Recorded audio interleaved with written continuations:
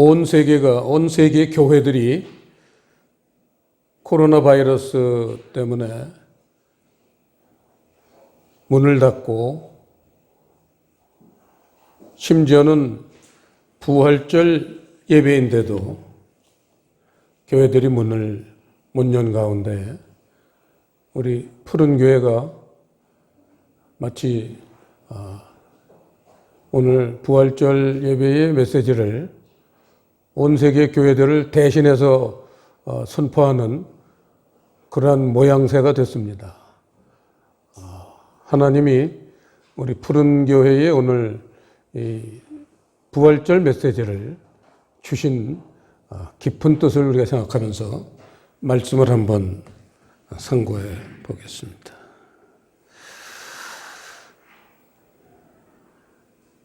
오늘 본문에 보면은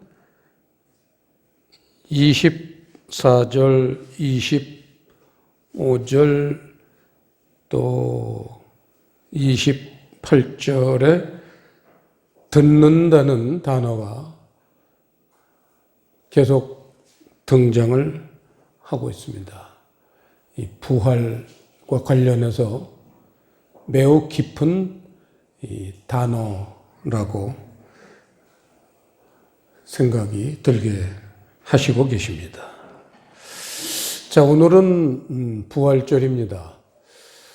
예수님이 2000년 전에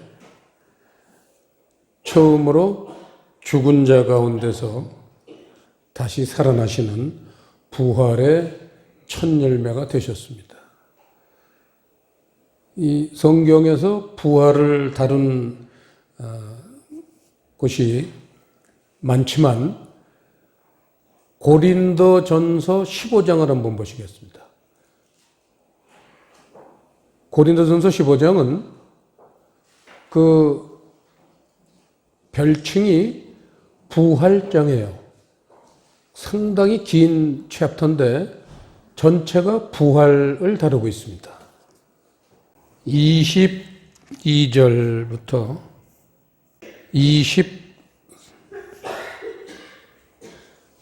24절까지 세 절을 합독하시겠습니다.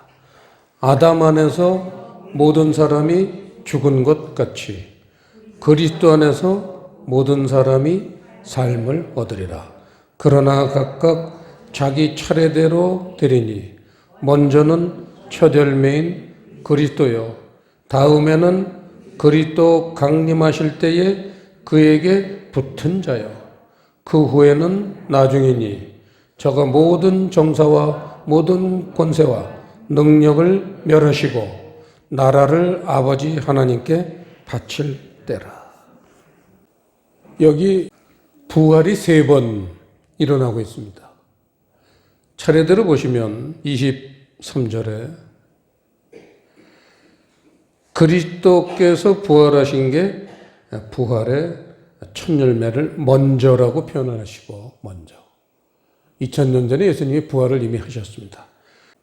다음에는 그리스도 강림하실 때에 그에게 붙은 자요. 그게 두 번째 부활이고, 24절에 보시면 그 후에는 나중이니 해서 세 번째 부활이 있는 것을 얘기하고 있습니다. 그렇게 예수님의 부활을 빼면은 부활이 두 번 있다는 것을 강조하시고 나서 본문을 다시 돌아가겠습니다.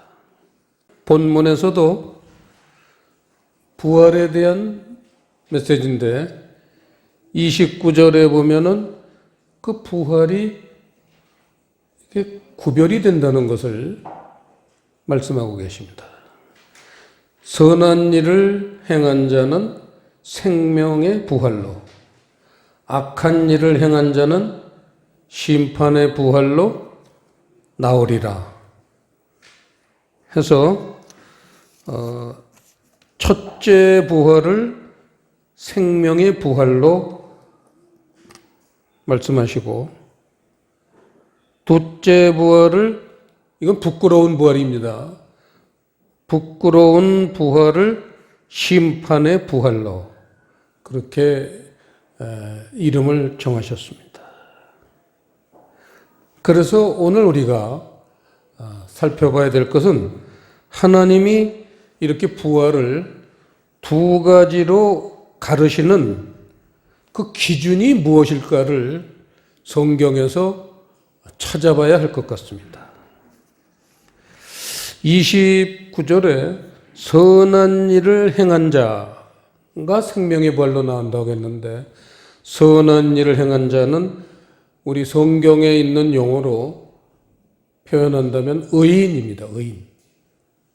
그 다음에 악한 일을 행한 자는 심판의 부활로 나온다. 악한 일을 행한 자는 악인입니다. 그래서 이 의인과 악인에 대한 구별을 하나님이 어떻게 해 놓으셨나? 사람의 구별하는 방법은 중요하지 않아요. 그래서 오늘 성경 한두 군데를 의인과 악인을 어떻게 구별하시나, 이 부분을 집중적으로 한번 우리가 살펴보겠습니다. 가장 먼저 의인과 악인을 대표적이고도 대표적이게 명명해 놓으신 게 바로 시편 1편입니다. 한번 보시겠습니다.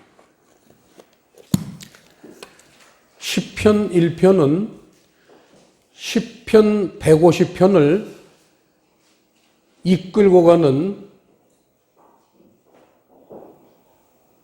기관차에 기관이 달려있는 부분, 맨 앞대가리 같은 부분이 시편 1편입니다. 이 시편 1편이 시편 150편 전체를 끌고 가는 주제를 다루고 있어요.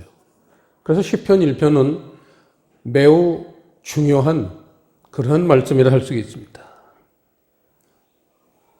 이 시편 1편은 너무나 내용이 아름답고도 또 깊이 교훈적이기 때문에 많은 사람들이 사랑을 하고 또 이렇게 암송을 하고 있습니다. 자, 잠깐 보시면, 복 있는 사람은 악인의 꾀를 좇지 아니하며 죄인의 길에 서지 아니하며 오만한 자의 자리에 앉지 아니하고 오직 여호와의 율법을 즐거워하여 그 율법을 주야로 묵상하는 자로다 하면서 쭉 맨 끝에 대저 의인의 길은 여호와께서 인정하시나 악인의 길은 망하리로다. 의인과 악인으로 지금 구별해 놓으신 거죠. 그래서 복 있는 사람이라는 것은 의인을 그렇게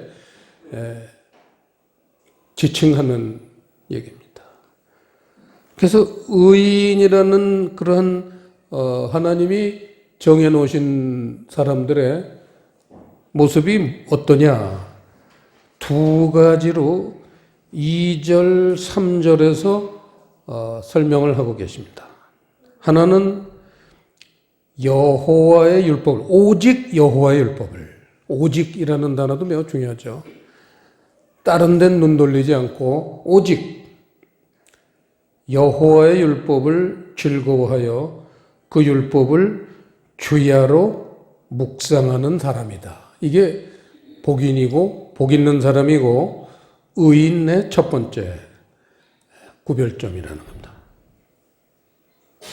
여기서 여호와의 율법 이렇게 표현을 하셨습니다. 여호와의 율법. 그 다음에 두 번째 이 의인의 특징이 3절이죠. 저는 시냇가에 심은 나무가 시절을 쫓아 과실을 맺으며 그 잎사귀가 마르지 아니함 같으니 그 행사가 다 형통하리로다. 해서 두 번째 특징은 시냇가에 심은 나무. 시냇가라는 건 성령의 운행하심이죠. 물이 항상 흐르고 있죠. 시냇가라는 건. 성령의 운행하심입니다. 성령의 운행하심을 늘 이렇게 받아들여서 시절을 조차 과실을 맺고 잎사귀가 마르지 않는다. 잎사귀가 항상 청청하다 해서 이 과실과 잎사귀 얘기가 나오고 시절을 조차 과실을 맺는다 했습니다. 이 과실이라는 것은 시냇가에 아까 성령의 운행하심이라고 했습니까? 성령의 열매죠. 과실이라는 건 성령께서 맺게 해주시는 그러한 마음의 성품들 얘기입니다. 그거를 시절을 쫓아서 맺게 해주신다. 시절이라는 단어가 칠판 위에 에트라는 단어입니다. 에트. 이 에트라는 단어를 시절이라고 번역을 했는데 그 영어 성경엔 season, 계절이라고 번역을 했습니다. 이 시절 에트라는 단어의 성경 사전을 보면 시간, 정한 시간, 어떤 시간 이런 뜻이에요. 그래서 저는 이렇구나. 정한 시간이라는 거는 그 앞에 하나가 생략된 거죠. 누가 정하는 거예요? 하나님이 정한 시간. 아무 때나 열매 맺는 거 아닙니다. 하나님이 정한 어떤 시간에 열매를 맺게 하시는 거예요. 틀림없이 열매 맺게 할 때 열매가 틀림없이 맺습니다. 이거는 절대 늦거나 이르지도 않아요. 하나님이 맺게 하시는 건요, 정확하게 맺게. 우리 농사 짓는 분들도 알지만 가장 알맞을 때 열매가 맺어서 추수를 하잖아요. 좀 추수를 늦게 하면요, 그게 곡식이 좀 안 좋아져요.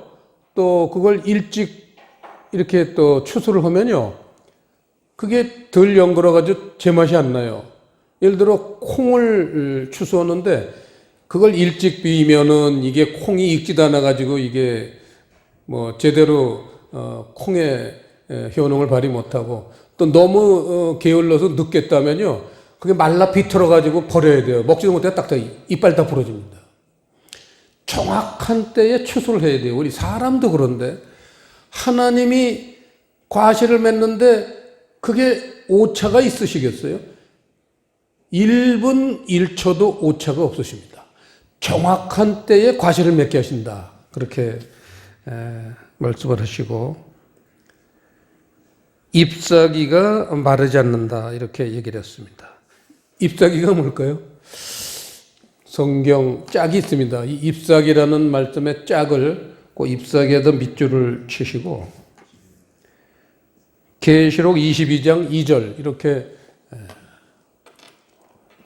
기록을 하시고 찾아보겠습니다. 1절에 보시면요.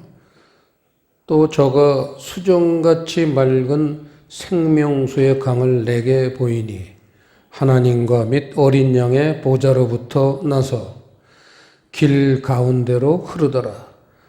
강 좌우에 생명나무가 있어 12가지 실과를 맺히되 달마다 그 실과를 맺히고 그 나무 잎사귀들은 열국을 만국을 소성하기 위하여 있더라. 이렇게 그 잎사귀 얘기가 나오고 실과 얘기가 나오고 시편 1편을 그대로 지금 그렇게 표현하시는 거죠. 여기 잎사귀들의 기능이 뭐냐?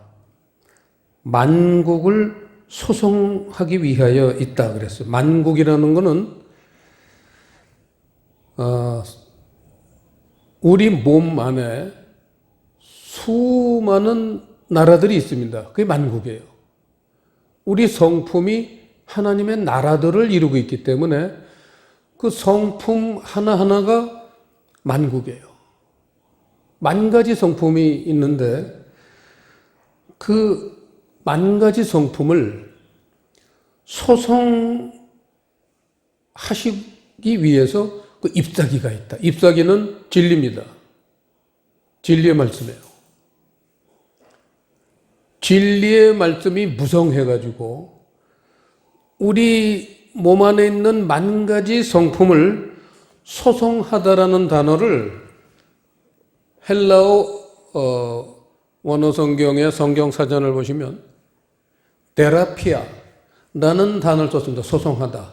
여기에서 이제 세라피, 치료라는 그 영어가 이제 여기서 나온 거죠. 테라피아라는 단어를 쓰셨습니다.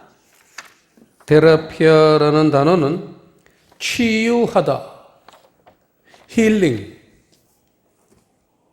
요새 사람들이 좋아하는 힐링이라는 단어예요.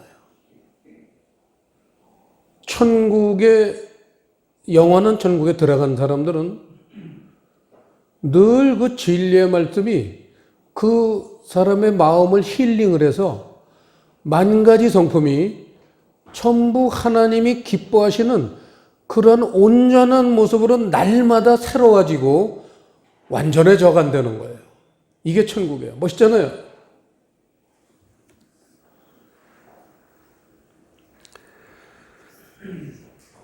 그래서 다시 시편 1편으로 돌아가셔서 의인은 그렇게 2가지 그 여호와의 율법을 즐거워한다는 게 첫 번째인데 그 여호와의 율법이라는 거는요. 야고보서 2장을 한번 보겠습니다. 야고보서 2장. 야고보서 2장 12절 13절 합독하시겠습니다.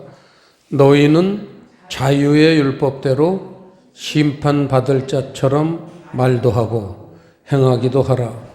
긍휼을 행하지 아니하는 자에게는 긍휼 없는 심판이 있으리라. 긍휼은 심판을 이기고 자랑하느니라. 율법은 조금도 봐주는 게 없이 칼 같은 그런 사람들의 잘못을 늘 꾸짖고 때리고 죽이는 그러한 법이 율법이지만 자유의 율법이라는 거예요. 자유의 율법이라는 거는 긍휼이 있어가지고 긍휼은 용서잖아요. 그래서 긍휼을 행하지 아니하는 자에게는 긍휼 없는 심판이 있으리라. 긍휼은 심판을 이기고 자랑하느니라. 그래서 이 긍휼, 남을 불쌍히 여기는 마음은 심판을 이긴다는 거예요. 하나님의 마음을 움직인다는 거죠. 그러면서 그 자유의 율법을 앞장 보세요. 야고보서 1장 25절에는 그걸 또 뭐라고 표현했냐면 자유하게 하는 온전한 율법, 진리의 말씀입니다. 율법은 딱딱한 건데 자유하게 하는 율법, 자유하게 하는 온전한 율법이라는 것은 그 율법 속에 들어있는 하나님의 이치, 하나님의 논리, 그걸 우리는 진리라고 표현합니다. 그래서 1장 18절에 진리의 말씀으로 우리를 낳으셨다. 이렇게 얘기하건 지금 자유하게 하는 온전한 율법, 또 자유의 율법대로 이렇게 풀어주셨는데 진리의 말씀을 그렇게 표현하신 겁니다. 자, 그래서 이 의인은 여호와의 율법을 주야로 묵상을 하는데 그게 바로 진리다. 그렇게 표현을 하고 있습니다. 그런데 본문으로 돌아가서 의인은 그렇게 두 진리를 묵상하고 또 진리를 통해서 성령의 열매를 맺고 그렇게 2절, 3절에 설명을 하셨지만 악인은 어떠냐, 악인. 악인은 4절, 5절,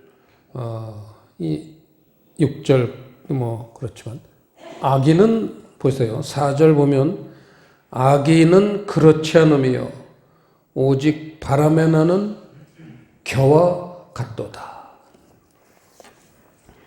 악인의 첫 번째 특징은 바람에 나는 겨와 같다.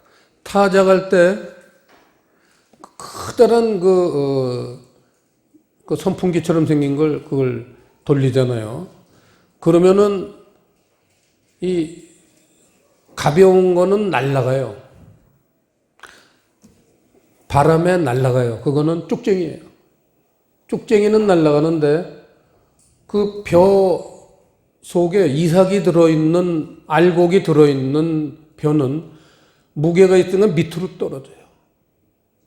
내 발 밑으로 떨어져서 알곡은 모아서 곡간에 들이고 쭉정이는 불에 태워요.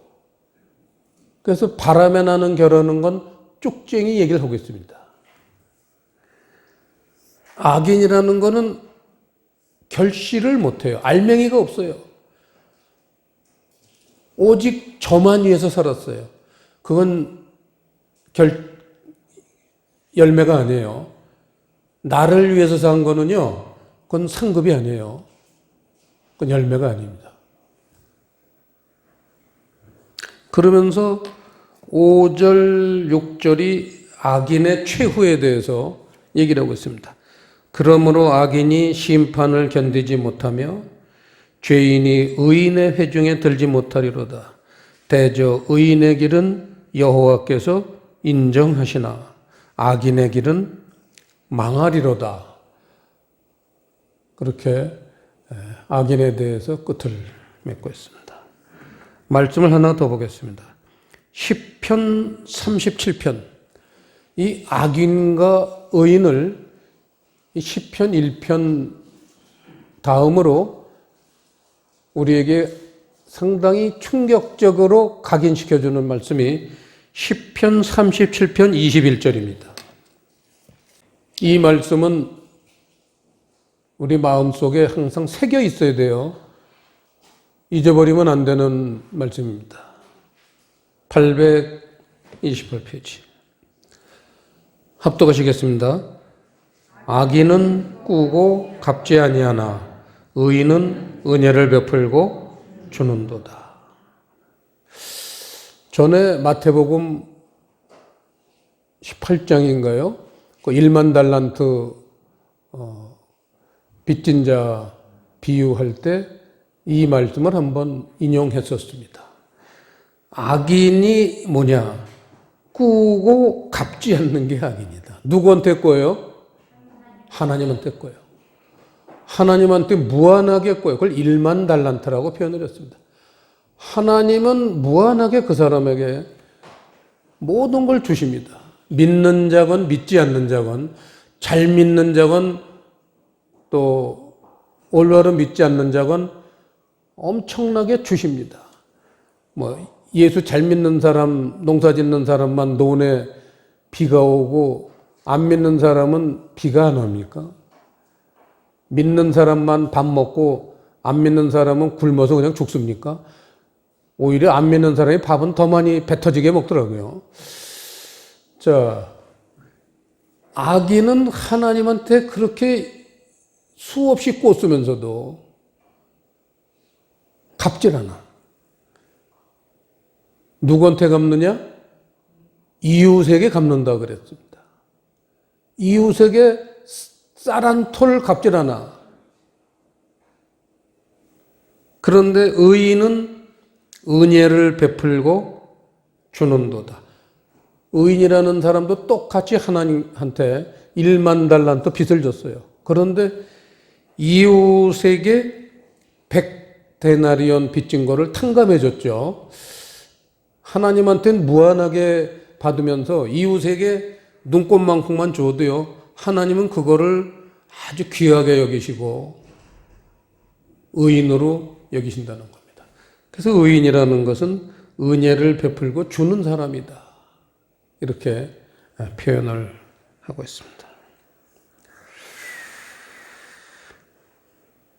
이 하나님을 사랑하는 사람은 많아요. 특히 이 교회를 다니는 사람들은 하나님 사랑을 수없이 그렇게 경험도 하고 체험을 하고 있습니다. 그럼에도 불구하고 이웃은 거들떠도 보지 않는 그러한 그리스도인들이 있다면은 이 사람들에게 주시는 지금 말씀이죠. 이 사람들은 악인이라는 겁니다. 교회를 다녀도 예수님을 영접했어도 하나님 기준의 악인이라는 거예요. 요한일서 4장을 보시겠습니다. 20절, 21절, 391페이지 20절, 21절 시작.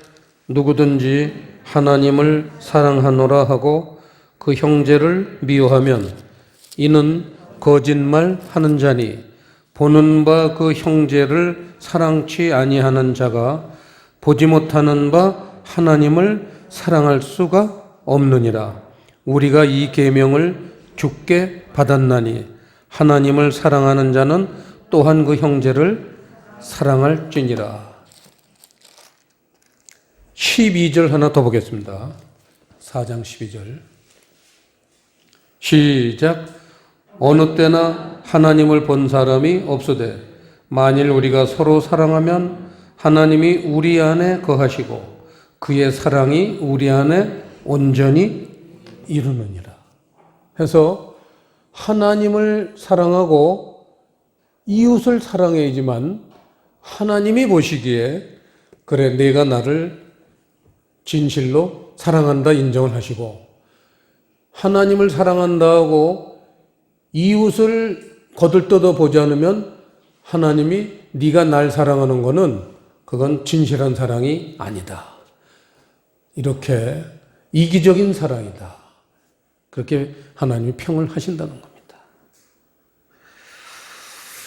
여기서 의인과 악인의 정확한 구별점이 이웃을 어떻게 생각하느냐에 따라 달라진다는 겁니다. 오늘 이러한 말씀들을 전부 다 포함한 아주 결론적인 말씀이 있습니다. 이걸 말씀을 보겠습니다. 데살로니가 후서 2장 9절에서 12절까지는 악인에 대한 얘기고 13절, 14절은 의인에 대한 얘기입니다. 그래서 먼저 9절부터 12절까지 같이 읽어보겠습니다. 시작. 악한 자의 임함은 사단의 역사를 따라 모든 능력과 표적과 거짓 기적과 불의의 모든 속임으로 멸망하는 자들에게 임하리니 이는 저희가 진리의 사랑을 받지 아니하여 구원함을 얻지 못함이니라. 이러므로 하나님이 유혹을 저희 가운데 역사하게 하사 거짓 것을 믿게 하심은 진리를 믿지 않고 불의를 조차 하는 모든 자로 심판을 받게 하려 하심이니라. 이게 그 다음에 13절 14절 시작. 주의 사랑하시는 형제들아 우리가 항상 너희를 위하여 마땅히 하나님께 감사할 것은 하나님이 처음부터 너희를 택하사 성령에 거룩하게 하심과 진리를 믿음으로 구원을 얻게 하심이니 이를 위하여 우리 복음으로 너희를 부르사 우리 주 예수 그리스도의 영광을 얻게 하려 하심이니라. 그래서 9절부터 12절까지가 그야말로 오늘 말씀의 주제인 심판의 부활로 나올 사람들 얘기고 13절, 14절 말씀은 생명의 부활로 나올 사람들을 그렇게 구별해 놓으셨습니다.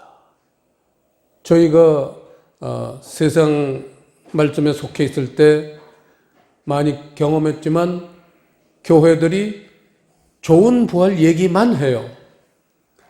심판의 부활 얘기 한 것을 한 번도 저는 신앙생활하면서 들어본 적이 없고 신학교 다닐 때도 들어본 적이 없습니다. 가르침을 받은 적도 없습니다. 그저 부활절 날은 예수님 부활하셨더니 뭐 할렐루야, 그냥 뭐 놀렐루야, 그냥 계란 삶아서 나눠 먹고 다 부활하는 소망으로 가득 차 있습니다. 수십 년을 그렇게 살았지만 심판의 부활이 있다는 그 말씀은 전부들 빼먹어요. 일부러 빼먹는 건지 몰라서 안 하는 건지는 모르지만 우리는 이제는 성경을 그렇게 편향되게 보면 안 됩니다. 전체를 보고 생명의 부활도 있는가 하면 심판의 부활도 있다는 이 말씀이 우리의 신앙을 강하게 만들지 결코 약하게 만들 수가 없는 것입니다. 기도하시겠습니다. 아버지 하나님, 오늘 부활절을 맞아서 온 세계의 교회들이 다 문을 닫고 부활절 메시지가 중단된 상태에 저희 푸른 교회를 통해서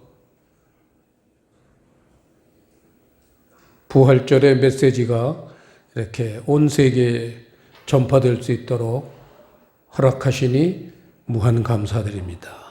이 부활절 메시지가 많은 사람들에게 전파되어서 모두들 이 부활에 대한 올바른 그런 신앙관을 가질 수 있는 기회가 될 수 있도록 인도하여 주시옵소서. 감사를 드리오며 예수님 이름으로 기도드리옵나이다.